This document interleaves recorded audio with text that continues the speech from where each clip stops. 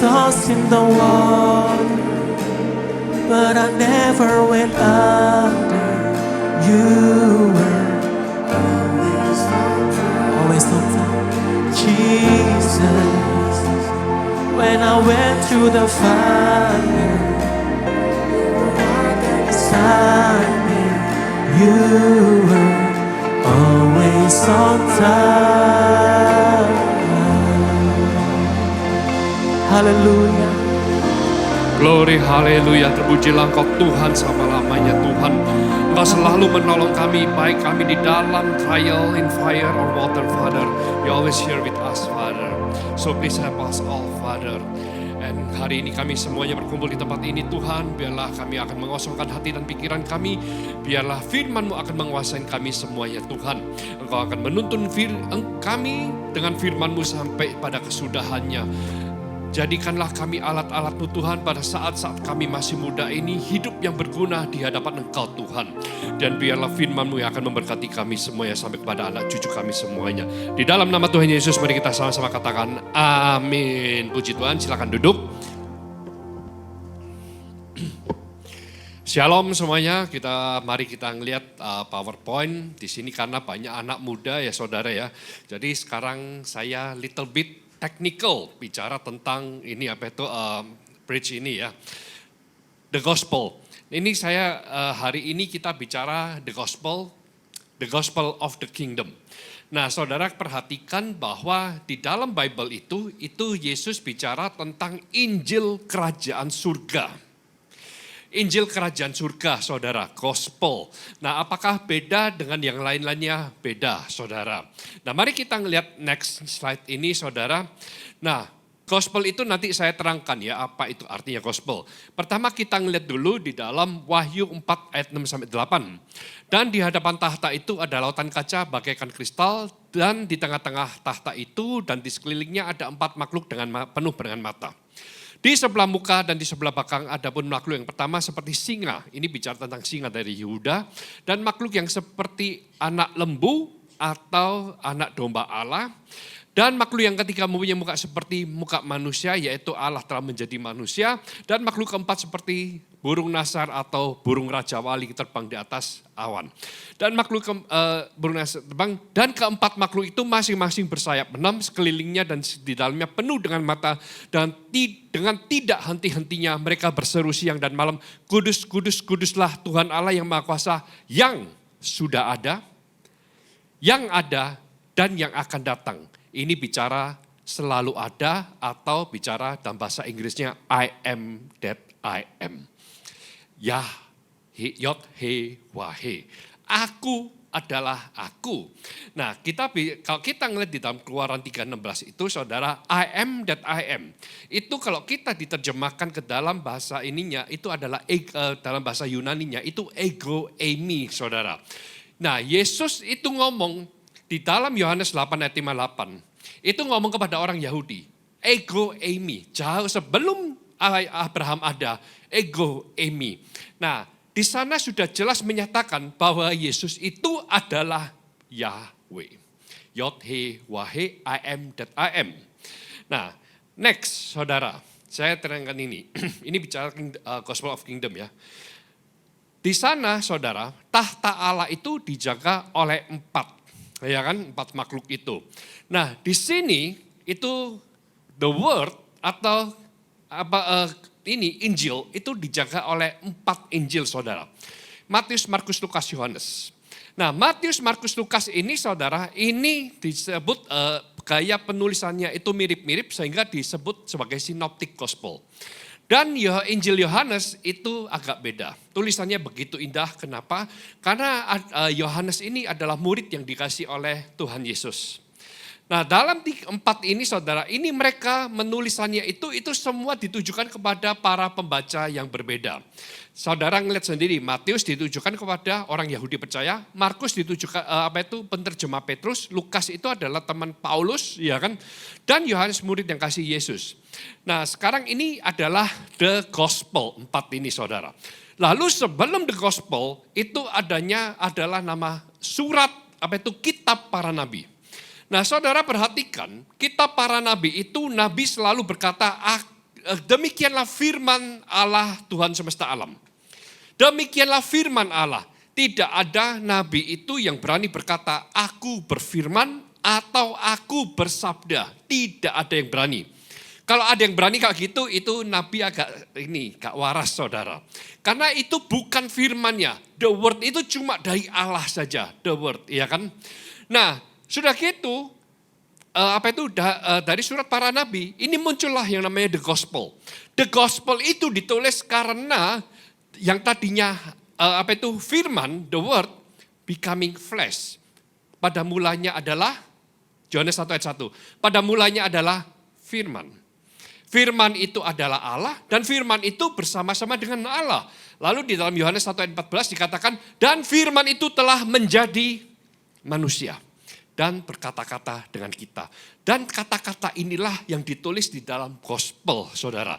Jadi tidak ada gospel lain selain daripada 4 ini sudah enggak ada, saudara. Makanya don't be fooled and behold, ya kan? Jangan mau disesatkan. Tidak ada gospel, perkataan Allah yang hidup cuma dari di luar dari 4 ini, saudara. Nah, sejak itu dari sana muncullah yang namanya surat para rasul dan sebagainya kepada jemaat ini, kepada jemaat itu surat para rasul, saudara. Bukan Injil. Injil cuma 4 ini. Next, saudara. Next itu ternyata the false gospel, ya kan, Injil palsu itu sudah diperingatkan oleh Rasul Paulus sebelumnya. Di Galatia 1 ayat 6 ayat 9. Aku heran bahwa kamu begitu lekas berbalik daripada Dia yang oleh kasih karunia Kristus telah memanggil kamu dan mengikuti suatu Injil lain. Ini Rasul Paulus bicara tentang Injil di luar 4 Injil ini. Yang sebenarnya bukan Injil, hanya ada orang yang mengacaukan kamu dan yang bermaksud untuk memutarbalikkan Injil Kristus. Memutarbalikkan itu apa artinya? Yang di Injil 4 Injil ini ngomong Yesus disalib, Injil ini ngomong enggak disalib. Yang ngomong di 4 Injil ini, yang ngomong Yesus itu telah mati untuk kita semuanya. Dan di Injil lain ini ngomong, oh Yesus tidak mati. Dan yang di 4 Injil itu kita itu ngomong apa itu? Yesus itu adalah Allah. Di Injil ini ngomong Yesus bukan Allah. Ini memutarbalikkan Injil Kristus, saudara.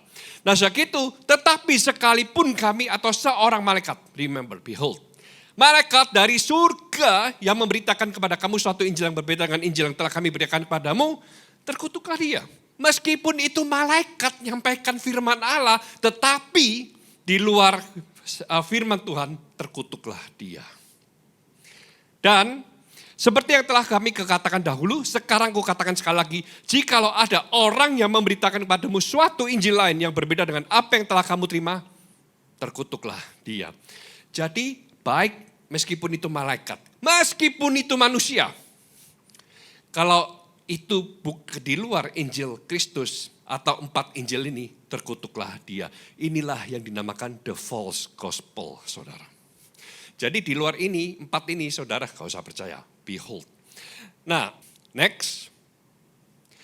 Nah, ternyata saudara, dengan adanya ini, kedatangan Yesus itu merestore, ya kan, memulihkan. Pertama, memulihkan bait Allah. Kedua, memulihkan the covenant, perjanjian. Nah, pemulihan covenant itu, saudara, ini saya ceritakan. Nah, ini poinnya itu begini, saudara. Yesus itu ini semuanya itu ya memulihkan hubungan kita dengan Allah. Perjanjian dan bait Allah itu sendiri, saudara.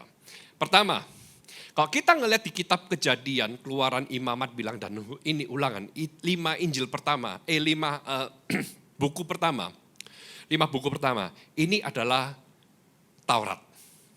Nah, saudara tahu di Taurat itu ada namanya hukum-hukum, ada namanya ketetapan-ketetapan, dan ada yang namanya nubuatan. Nah, perhatikan saudara, salah satu, kalau saudara baca, di dalam hukum Taurat itu ada 7 perayaan Yahudi. Ya kan, sampai sekarang masih diperingati oleh mereka. 7 itu salah satunya yang paling penting adalah Paskah. Nah, dari Paskah ini lalu ada yang namanya Paskah, lalu 2 hari kemudian itu adanya namanya yang roti tidak beragi. Lalu satu hari kemudian itu adanya nama perayaan anak sulung. Ya kan? Sudah gitu ada yang namanya, ada ini 50 hari kemudian, 7 kali 7 sampai 1, ya 50 hari kemudian, itu ada yang namanya Pentakosta. Ini sudah 1, 2, 3, 4, ya kan? Masih ada 3 lagi saudara. Ada yang namanya tabernakel, ada yang namanya trumpet, tabernakel, and apa lagi lupa saya. 7 ini saudara. Dan saudara perhatikan tanggal-tanggalnya mulai dari Paskah, ya kan, Paskahnya orang Yahudi, sampai kepada Pentakosta, ini sudah digenapin semua oleh Yesus dan Roh Kudus. Paskah, saudara perhatikan, pada waktu Yesus disalib, saudara. Pada waktu Yesus disalib, itu perayaan apa? Paskah. Makanya Yesus pada waktu itu dia mengadakan perjamuan the Last Supper, namun dia tidak membawa korban. Orang lain semuanya itu bawa korban pada waktu itu, namun Yesus tidak. Pada waktu itu sama-sama muridnya, dia tidak membawa korban. Kenapa? Karena korbannya adalah Yesus sendiri. Dia tahu inilah dia tuh akan mengorbankan dirinya. Dia itu makanya dinamakan anak domba Allah. Orang lain itu membawa yang namanya anak domba, tetapi at the Last Supper, at that time saudara, and the Last Supper itu dialah anak domba Allah. Dan saudara perhatikan saudara, syarat-syaratnya, 7 syarat sebagai korban anak domba, itu dipenuhi oleh Yesus semuanya saudara. Salah satunya begini, 1 minggu, ya kan 7 hari sebelum domba itu, anak domba itu dikorbankan, itu harus dimasukkan di confine, itu maksudnya dimasukkan kurungan gitu loh. Dimasukkan kurungan dan dia itu harus dimandiin, dibersihin. Dan saudara ingat pada waktu Yesus itu dikasih minyak narwastu. Ya kan? Itu hari itu 7 hari sebelum dia masuk ke Yerusalem untuk disembelih. Waktunya pas saudara. Makanya Yesus pada waktu dia diurapi oleh minyak narwastu kan ada orang protes. Lalu Yesus ngomong begini, Yudas kan protes pada waktu itu. Lalu Yesus ngomong begini, kenapa kamu menyusahkan dia? Dia sedang mempersiapkan ya kan, minyak baluran untuk mayatku. Sama di confine itu syarat-syaratnya dan Yesus memenuhi itu semuanya saudara. Jadi balik lagi, 7 perayaan Yahudi sudah digenapin oleh Yesus 3. 3 oleh Yesus, 1 oleh Roh Kudus, tinggal 3 lagi, semuanya sudah selesai. Nah, setelah itu balik lagi ke sini. Ini bicara tentang ini ya. Lalu saudara kalau ngelihat di dalam Yeremia 31 ayat 31 sampai 4, dong bukain. Ini adalah nubuatan. Nubuatan tentang perjanjian yang akan di-restore, akan dipulihkan, iya kan, dengan manusia. Tolong Yeremia 31 ayat 31 bisa enggak? Sesungguhnya akan datang waktunya, demikianlah firman Tuhan, aku akan mengadakan perjanjian baru dengan kaum Israel dan kaum Yehuda. Ini perjanjian baru loh saudara ya, akan datang waktunya. Berarti pada waktu Yeremia ini bicara masih belum waktunya, akan datang waktunya. Next 32. Bukan seperti perjanjian yang telah kuadakan dengan nenek moyang pada waktu aku memegang tangan mereka untuk membawa mereka keluar dari tanah Mesir. Jadi bukan perjanjiannya Musa, bukan saudara. Bukan 5 Taurat ini. Bukan hukum Musa, bukan. Namun perjanjianku itu telah mereka ingkari meskipun aku telah menjadi Tuhan yang berkuasa atas mereka. Demikianlah firman Tuhan. Next 33. Tetapi beginilah perjanjian yang kuadakan dengan misalnya sesudah waktu itu, demikianlah firman Tuhan. Aku akan menaruh Tauratku di dalam batin mereka. Dan menuliskannya dalam hati mereka. Taurat ketetapan saudara. Ya kan? Dan menuliskan dalam hati mereka, maka aku akan menjadi Allah mereka dan mereka akan menjadi umatku. Nah saudara perhatikan. Taurat itu tadinya kan ditulis di gulungan kertas, ya kan? Dulu di gulungan kertas, itu sekarang dipindahkan ke batin kita dan hati kita, saudara. Next, lalu saudara perhatikan ini. Dan tidak usah lagi orang mengajar sesamanya atau mengajar saudaranya dengan mengatakan kenalah Tuhan. Kenapa? Karena Yesus sudah datang, dia sudah berfirman kepada kita semuanya melalui 4 gospel ini, saudara. Jadi sudah gak perlu kenal Tuhan atau makelar rohani dan sebagainya atau imam-imam sudah tidak ada. Saudara bisa langsung datang kepada Tuhan karena Tuhan ngomong datanglah kepadaku engkau yang letih lesu. Tidak ada Yesus itu ngomong datanglah kepada para imamku, datanglah kepada para pendetaku, tidak ada ngomong begitu. Namun Yesus bicara datanglah kepadaku. Nah, di sini dikatakan kenalah Tuhan sebab mereka semua besar kecil akan mengenal aku, Yesus. Demikianlah firman Tuhan, sebab Yesus yang akan mengampuni kesalahan mereka dan tidak lagi mengingat dosa. Siapa yang bisa mengampuni saudara? Cuma Tuhan, cuma Allah yang telah menjadi manusia. Pada waktu Allah itu belum menjadi manusia, saudara tidak mungkin bisa diampuni dosanya sampai bersih, gak mungkin saudara. Kenapa? Karena manusia, ya kan, dihukum Taurat, keselamatan itu cuma bayangan. Saudara nanti pulang baca saja di dalam Ibrani 10 ayat 1. Di dalam di dalam hukum Taurat, keselamatan itu cuma bayangan saja. Namun di dalam hukum kasih, hukum Yesus, hakikat keselamatan itu ada di dalam Yesus, saudara. Kenapa? Karena di hukum Taurat, iya kan, itu perjanjian, ketetapan dan sebagainya. Namun Yesus ini manusia tidak mungkin bisa melewati seluruh hukum Taurat 613 hukum ini kalau Yesus sendiri tidak membayar lunas. Saudara perhatikan pada waktu di mana ini raja, ya kan? Ada orang hutang 10.000 talenta. Lalu ditagih sama raja, bayar hutangmu. Orang ini gak bisa bayar, saudara. Lalu dia minta waktu dan sebagainya.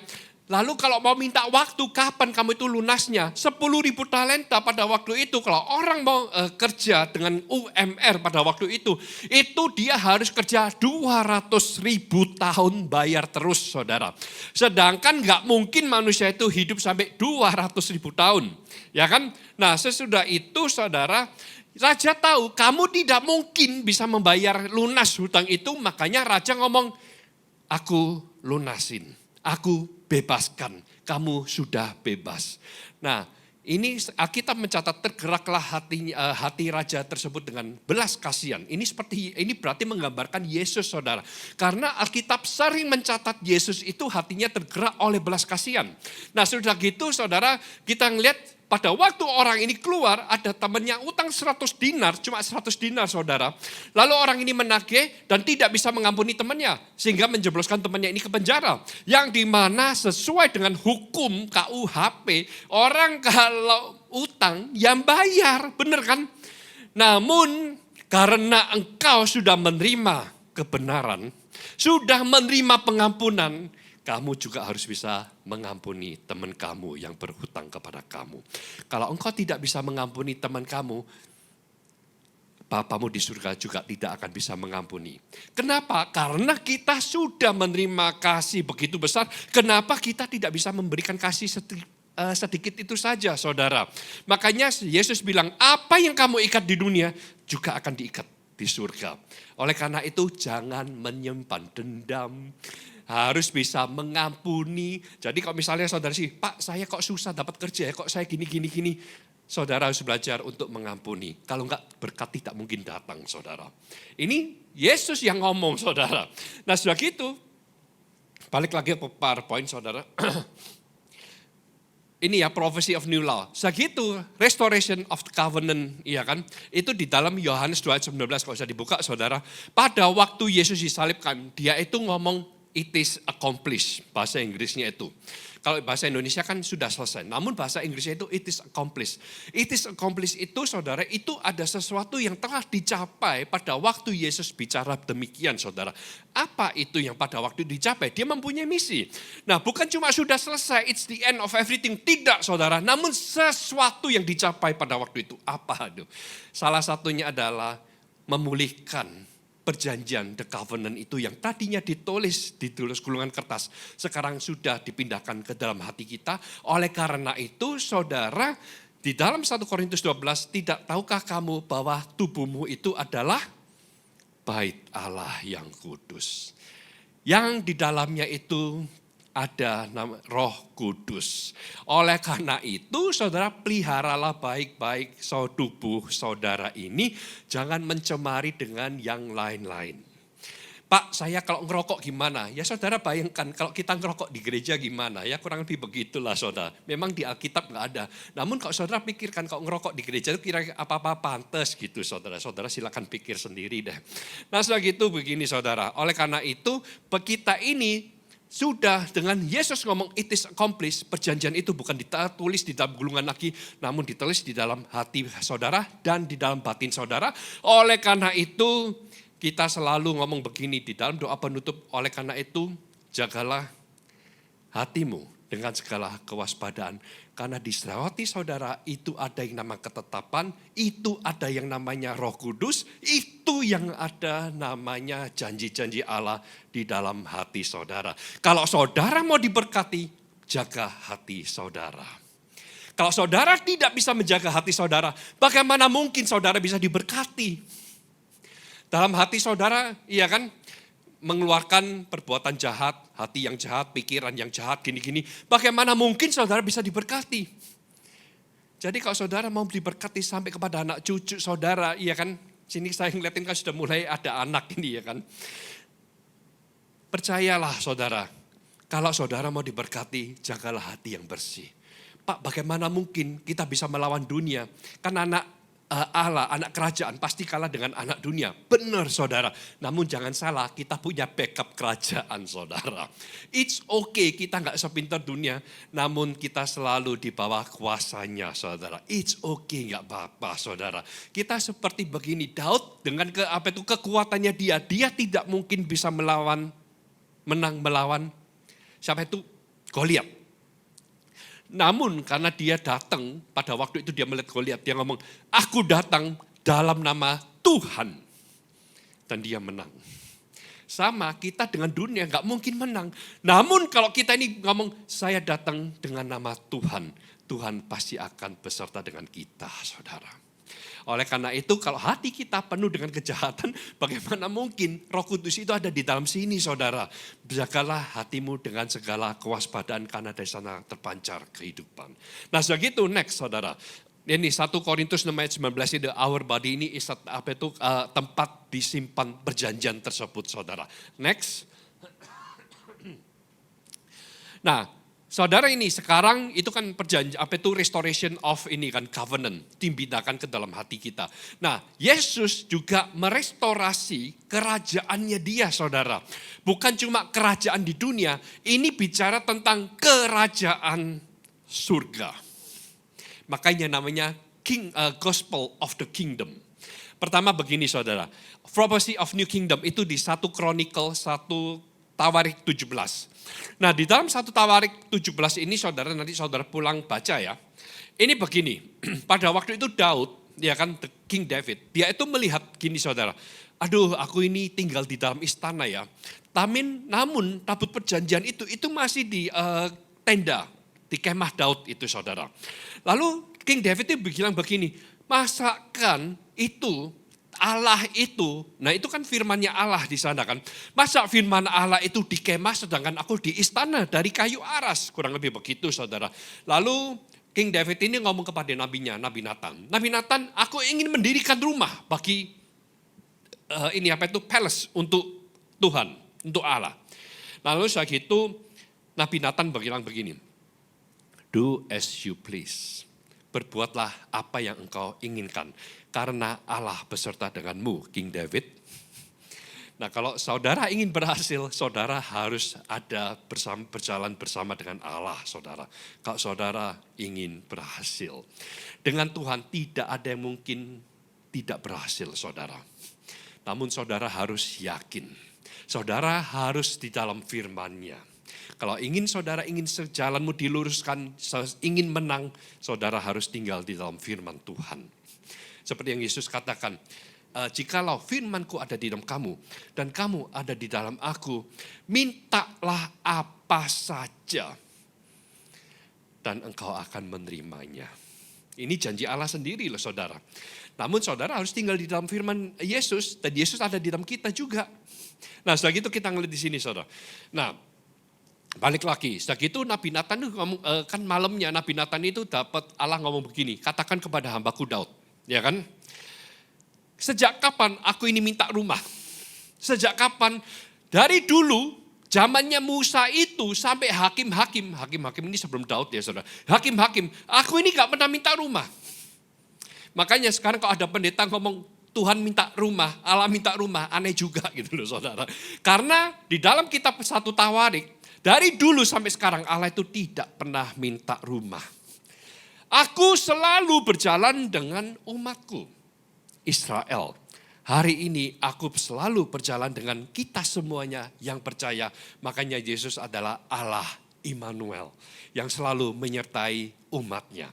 Nah saat itu saudara, Allah ngomong begini, bukan Daud yang akan merestore kerajaanku, tidak. Namun keturunannya Daud yang akan membangun kerajaanku. Keturunanku yang kemudian dialah yang akan merestore my kingdom. Nah segitu ini diperkuat di dalam Daniel 2 ayat 44 saudara. Ceritanya begini saudara, itu kan pada waktu itu Nebukadnezar mimpi. Nah Nebukadnezar mimpi itu kan ada yang melihat patung. Dari sini emas, perak, tembaga, besi campur tanah. Lalu diinterpretasikan dengan oleh Daniel. Nah Daniel ngomong begini, kamu melihat, Baginda, kamu itu melihat ini patung, ya kan? Dari sini emas, sini perak, sini tembaga, sini besi, dan di bawah paling bawah itu adalah besi dan bercampur tanah. Nah lalu tanpa perbuatan tangan manusia, ada batu dari gunung yang turun mengenai tumit patung itu sehingga patung itu roboh dan batu itu semakin besar memenuhi bumi, namun patung itu hilang tidak berbekas, yang artinya itulah kerajaan surga di muka bumi saudara. Itu batu yang dari gunung itu dari bukit Sion itu saudara, batu itu adalah batu penjuru yang akan merobohkan kerajaan, dan batu itu akan semakin besar memenuhi bumi. Ini bicara tentang kerajaan surga di bumi. Makanya di dalam minggu kita ini selalu doa Bapa kami adalah, Bapa kami yang di surga, dikuduskanlah namamu. Datanglah kerajaanmu. Jadi kita hari ini saudara buat semua kita ini adalah pekerja di kerajaan surga saudara. Bukan pekerjaan, Pak saya bekerja di big entrepreneur, misalnya Microsoft atau Oracle atau apa, Cisco System atau whatever. Namun kita ini bekerja di Kingdom of Heaven saudara. Inilah tempatnya kerajaan surga saudara. Datanglah kerajaanmu, jadilah kehendakmu. Makanya kita ini saudara, kalau kita bekerja di tempat ini, saudara bekerja di rumah ini bukan milik kita. Ini adalah miliknya Tuhan saudara. Nah awal mulanya gereja ini dibentuk saudara, ini sesuai dengan Great Vision atau Grand Vision dari gembala senior yang diterima. Lalu kita ini juga mendapatkan visi ini sesuai dengan gembala senior, sehingga kita sama-sama membentuk gereja ini. Dan setelah ini, karena ini makanya kenapa kita ini sebentar lagi ada yang namanya regenerasi, karena ini adalah rumah Tuhan, bukan rumahnya kita saudara. Bukan not our empire, not our dynasty, namun ini adalah kerajaannya Tuhan. Sehingga dengan ini kita mewariskan regenerasi kepada kalian-kalian di sini ini saudara. Karena inilah rumah Tuhan. Jadi kita sebisa mungkin do our best untuk memberi ini yang mengembalikan kepada Tuhan saudara. Karena ini bukan rumah kita. Lalu kita dapat apa? Tuhan sudah mengatur semuanya saudara. Kita nggak pusing. Bahkan beberapa di antara kita sudah dikasih lihat rumah kita ke depannya itu. Maksudnya ke depan itu nanti ya kalau di sana itu. Bagaimana? Kita sudah dikasih lihat semuanya. Jadi kita nggak pusing saudara. Kita sudah do our best dan nanti itu your next is your turn. Nah segitu kita lihat di sini. Itu sama. Lalu itu kan tadi bicara tentang kerajaan yang anaknya Daud kan, keturunan Daud. Nah, Sudah gitu, siapa kerajaan itu? Nah, kerajaan itu lahir, saudara masih ingat pada waktu para gembala, ada malaikat turun kan menemui para gembala kan. Telah lahir bagimu juru selamat di kota Daud. Tolong bukain Lukas 1 ayat 30 sampai 33. Kata malaikat itu kepadanya, jangan takut hai Maria, sebab engkau beroleh kasih karunia di hadapan Allah. Saudara lihat ini Maria beroleh kasih karunia. Kasih karunia ini apa? Karena engkau akan dijadikan alat oleh Tuhanmu, oleh Tuhan. Jadi kasih karunia itu apa? Bukan bicara tentang berkat jasmani, bukan bicara tentang aku dapat uang banyak, aku dapat ini banyak, tidak. Namun kasih karunia itu karena Tuhan mau menjadikan kita sebagai alatnya. Itu kasih karunia, saudara. Hai Maria, sebab engkau beroleh kasih karunia di hadapan Allah. Next. Sesungguhnya engkau akan mengandung dan akan melahirkan seorang anak laki-laki dan hendaklah engkau menamai dia Yesus. Setelah itu next. Ia akan menjadi besar dan disebut anak Allah yang maha tinggi dan Tuhan Allah akan mengaruniakan kepadanya tanda Daud.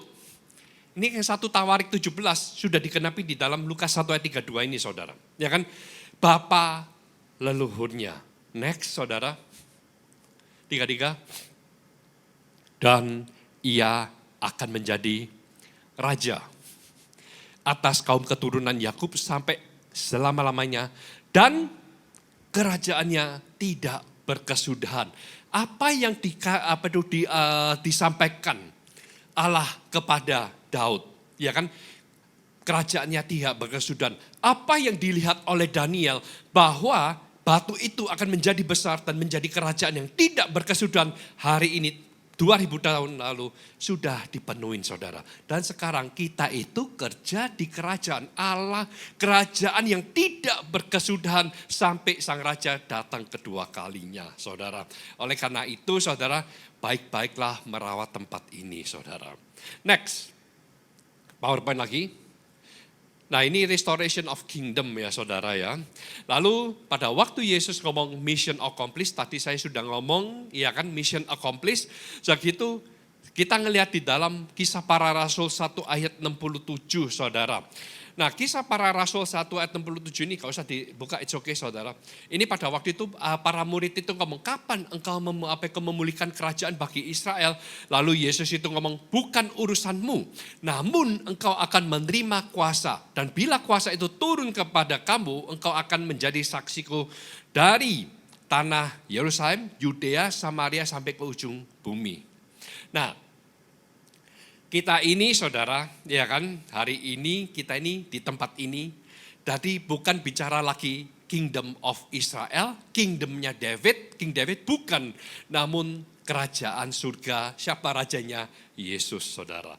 Dan yang terakhir pada waktu kita ini sering kali berdoa itu, saya tadi sudah sebut, Bapa kami yang ada di surga datanglah kerajaanmu.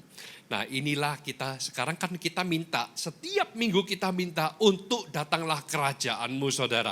Dan kita harus siap kalau kerajaan itu sudah benar-benar datang seperti pencuri. Oleh karena itu saudara harus menjaga kekudusan saudara. Jangan yang aneh-aneh, jangan mengikuti dunia. Dunia boleh mencemoohkan kita, it's okay, gak masalah saudara. Dunia boleh mengucilkan kita, gak masalah. Namun ingat saudara, bukan awal yang menentukan, namun akhir yang menentukan. Saya kemarin sudah ngomong, saya undang WL. Saya kemarin sudah menciptakan antara Petrus dan Yudas. Mereka sama-sama, ya kan, di dalam pelayanan, ministry dengan Yesus. Namun, WL-nya tolong maju. Namun belum tentu endingnya itu sama saudara. Demikian juga dengan kita saudara, hari ini kita sama-sama memulai, namun kita harus sama-sama mengakhiri dengan baik saudara. Kita jangan jangan dengar lagi kata dunia, apalagi menurutin kata dunia. Saya sudah berkorban banyak. Saya bukan memuliakan diri sendiri ya saudara. Semua kita ini sudah berkorban banyak saudara. Kalau ini banyak-banyak sekali, banyak yang ini.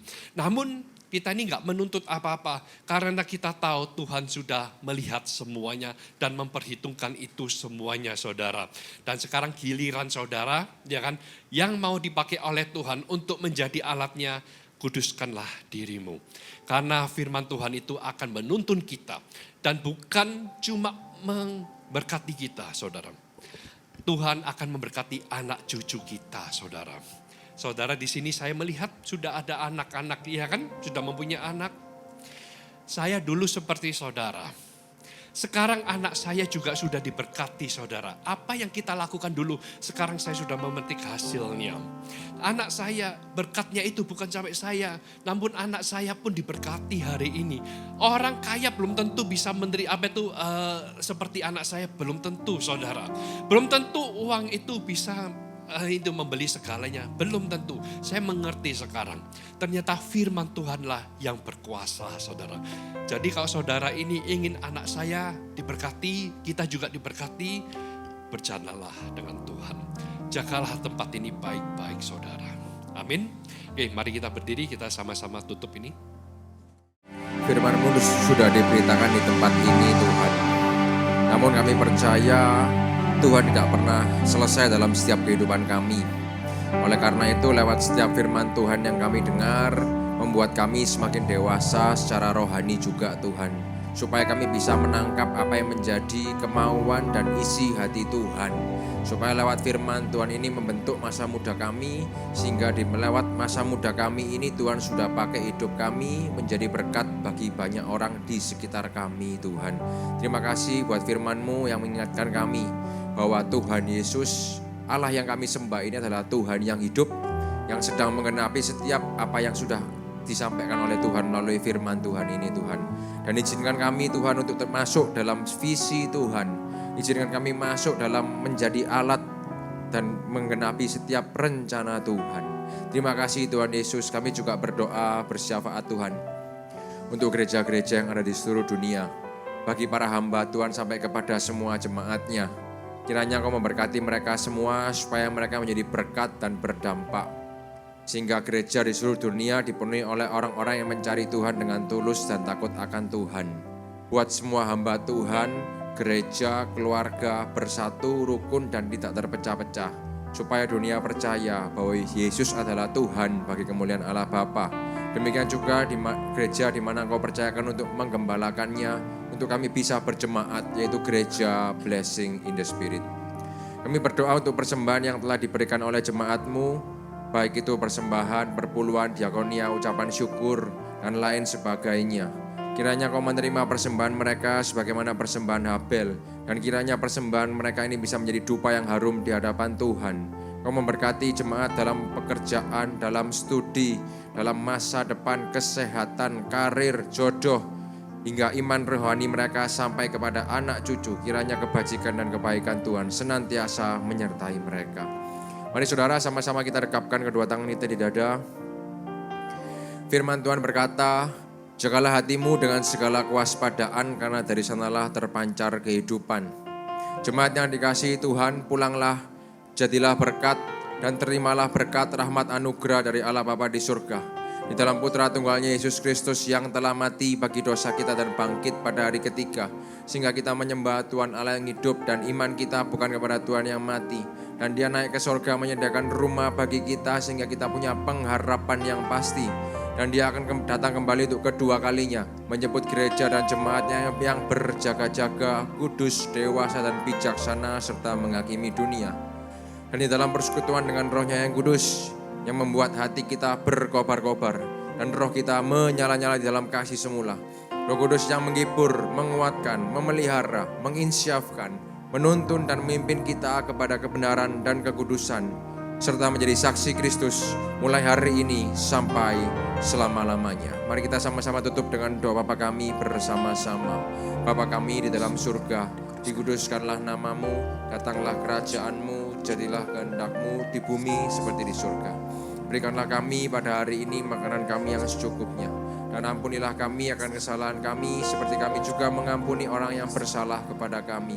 Dan janganlah membawa kami ke dalam pencobaan, tetapi lepaskanlah kami daripada yang jahat, karena Engkau lah yang punya kerajaan dan kuasa dan kemuliaan sampai selama-lamanya. Yang percaya sama-sama kita katakan. Amin. Kau hebat, terbesar, kau perisai diri depanku, tak dapat ku ragu. Katakan kau hebat.